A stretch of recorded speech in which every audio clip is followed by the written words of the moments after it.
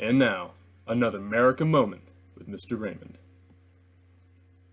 Hey guys, Mr. Raymond here, and today we're talking about the Siege of Boston. In 1775, George Washington was appointed as the commander-in-chief of the Continental Army, and he was told that he inherited an army outside of the city of Boston.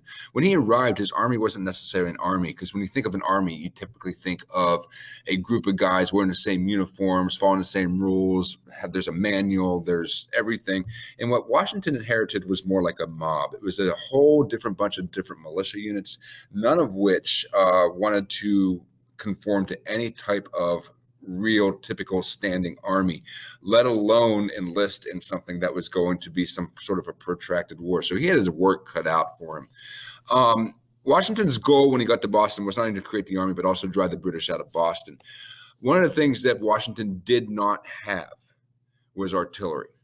Luckily, back in May of 1775, Ethan Allen of the Green Mountain Boys and Benedict Arnold helped capture Fort Ticonderoga. And so the Patriots were in possession of the artillery at Fort Ticonderoga.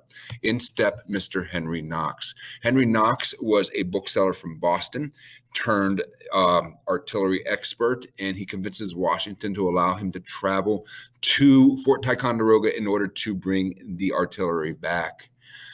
Henry Knox is going to make the journey from Fort Ticonderoga, row down Lake George, build sleds, and use the sleds to bring the cannons from Fort Ticonderoga back to Boston, all within a 2-month period.